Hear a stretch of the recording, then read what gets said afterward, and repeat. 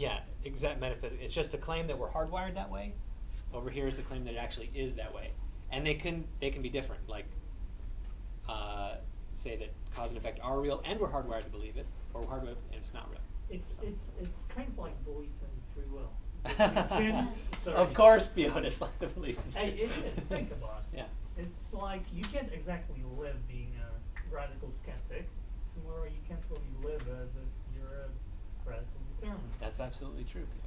So yeah. Yeah, that you can think that as a reference point. Yeah. You can't exactly live without believing in free will. Cause and effect though kind of destroys your determinist. So. Well, I have a counter argument to Hume's criticism, but I'll keep it to myself. If somebody, if you got person A who's radically adhering to determinism and person B who's radically adhering to doubt and cause and effect, you can really tell the difference. They both just lay there and die. But okay, so I am convinced that Hume and Berkeley, the logic of their philosophies leads to a real radical kind of skepticism. They each have arguments for why they should not be taken that way. Ultimately, I don't think those arguments are as powerful as their skeptical arguments. I think that there's reasons for this that are built into their epistemology, their philosophy of mind. I think that with those initial assumptions that they make about the kinds of knowledge we have are ultimately going to lead to a kind of skepticism. The form can be different, but it's going to be there. I hate to answer with your question with a question. Yeah. Hume kind of said that skepticism was at like the root of philosophy, where putting doubt into the question, doubt into your reasoning is necessary to be a philosopher. Right. Would you then say that that would apply to all philosophy, that it's starting with doubt to begin with? I think the sense in which Hume is using skepticism is that sense that I talked about, where it's being critical and demanding reason and evidence, Right. and as a tool to build knowledge, not as a radical doubt about the possibility of knowledge. So if you're using that tool, though, wouldn't you end up to that theory in the end? It depends on what you find when you use the tool, I imagine. Because there's one thing to say, I'm watching TV and this talking head is telling me XYZ is happening in Iraq. I wonder if that's really true. What are their sources? I'm not just going to take that because they said it. I'm going to think about it. I'm going to find evidence on my own. That's being skeptical in the sense Hume means there. That's the sort of tool to build knowledge. The radical skeptic would say, am I even watching TV? Am I in my room? What's going on? It's totally different. There's some philosophers think that that first kind does lead to the second kind. Absolutely, some do think that. The trouble is that you can think of the things where all these empiricists are not critical and doubtful enough. Right. For example, they assume that there's something immediately given to the mind, and that's something we can actually talk about, when in fact I think it's a philosophical abstraction. Well, I think that's an interesting point too, that they seem to take for granted we can be, they say, well, yeah, we can't be, these empiricists, we can't be directly aware of the thing outside. We are directly aware of the thing inside. Locke says that there's a connection between the two. Berkeley says, is there? Other later philosophers point out, well, how do I know I'm really aware of my ideas? Maybe I'm just aware of like a representation of my ideas. There's kind of a weird regress that's possible there, but sort of like at one point there's this talk about a blind man given sight for the first time and what they would see and how it would differ from the way we see things. For example, if you see a figure on the blackboard that could be interpreted as either a rabbit or a duck, which one is correct, and the blind man wouldn't be able to see it as a rabbit or a duck because he supposedly is seeing things immediately without any sort of mediation from his past experiences and things like that. But that too is like you're saying, well, take what we see and then take away something, and you are left with what the blind man would see. So we're abstracting, we're taking away something. It's actually a move that they're making, and they say, nevertheless, it's immediately given. I say, no, it's the product of an abstraction. Okay. yeah. So, there's a lot of interesting ideas that we can wonder about that are related to perception and like, what does it even mean to see something unless you've seen something in the past? But these are I want to get to why I think the logic, what fundamental assumptions they're making about epistemology lead them to their skepticism. They each, in a way, have this empiricist model, that there's this internal representation of that we are directly aware of, which may or may not correspond to what's out there in reality. Joey?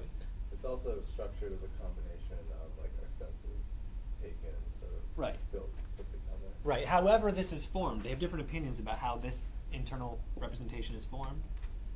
I think the essential part of it is, though, that it is mental and not, and that's what we're directly aware of, not the physical out here. I think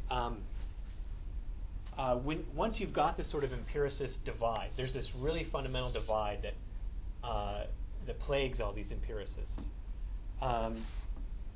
It leads to them wanting to sort of make this division that Hume makes.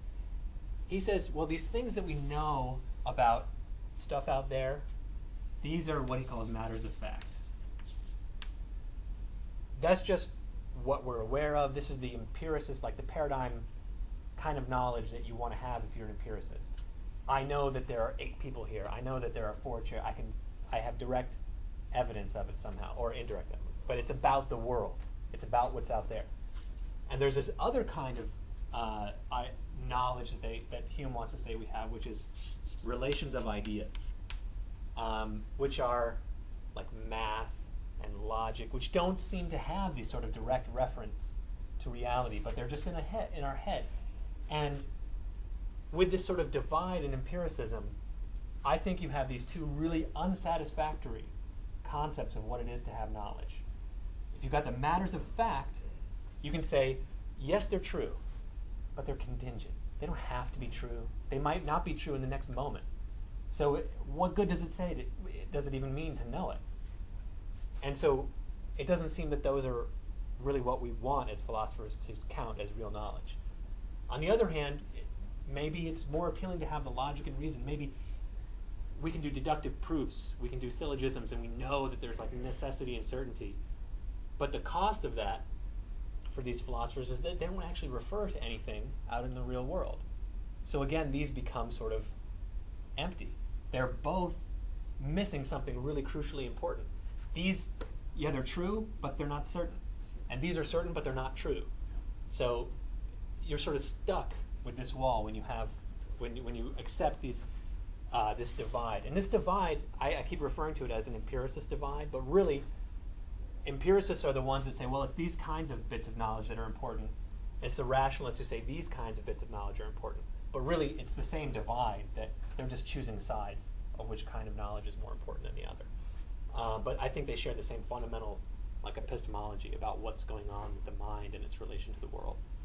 And once you've got this divide, that's going to, I think, ultimately lead you to a kind of skepticism. Well, if there's only these two kinds of knowledge, and they're both not really that great, we can't really have knowledge. So I think that this fundamental sort of framework they have is what leads them to skepticism in the end. You mean by that they depart from what scientists and common sense people would tend to believe? Well, that's a good question. I think it's pretty obvious that in our daily lives we live like Hume says, or suggests that we do. That we act as if this stuff is real. Berkeley suggests it's, well, just you can still pretend like that stuff's real. It's just in your head. So our common sense view of the world is that it's not that I'm aware of the table. It's just that, oh, table. I just know it. And I also know 2 + 2 is 4. And both of those seem equally true. Like, to doubt that this table is here seems to imply some kind of falsehood or contradiction. In the same way that doubting 2 + 2 is 4 implies some sort of contradiction or falsehood. I think that, now this is going on, this is not in Hume or Berkeley, this is sort of where I'm going with my thoughts. I think that those two kinds of knowledge, like there's a table here and 2 + 2 is 4, there's a lot of differences between those kinds of knowledge, but fundamentally their relationship to the mind is similar, and your belief that they're true is similar, and trying to believe the opposite or the contrary of them leads to falsehood and contradiction in the same way. Nevertheless, Berkeley can still make a distinction between imaginary things and real things, because the ones that are imaginary I dream up Right. Whereas The real ones that God dreamt up. God dreamt up. Yeah. Yeah, that's TV solution. again, and it's interesting that you keep bringing up Berkeley and God, because a lot of these rationalists and empiricists, they get themselves caught up in this. They're stuck on the fence and they don't know which way to go, and either way seems unsatisfactory. And it's an epistemological problem they have. How can we know stuff about the world? And they come up with, in a lot of cases, bizarre metaphysical solutions to the problem. I consider them. So Berkeley and Descartes say, well, yeah, according to everything I've thought about, we don't know anything about the world. But you know what? God's there. He's not going to trick us. Don't worry. It's all fine. Yeah, and they want to make even science depend on that. Right. Yeah.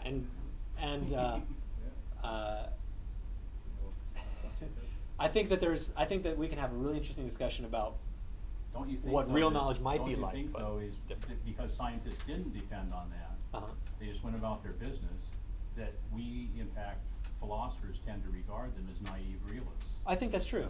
Yeah, I think that the majority of contemporary philosophy doesn't have a lot of respect for the methods that science uses to obtain knowledge. And I think because of the complexity and the detail and the precision and the breadth of scientific knowledge, perhaps philosophers, and a lot of them do, should look to science as like, these guys, they're onto something with knowledge, right? We keep arguing about the same stuff for thousands of years, but these guys are making a lot of progress and they seem to be adding to knowledge.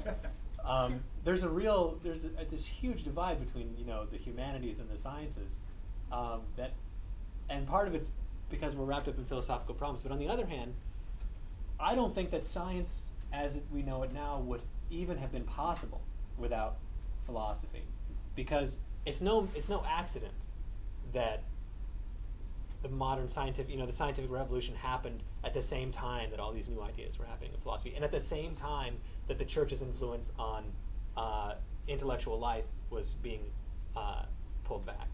I don't think that's an accident. I think science depends on philosophy in a certain way, and philosophy has a lot to learn about science. So are scientists naive to go on talking about how they're really coming up with causal relationships between real things that really exist independently of the mind and so on?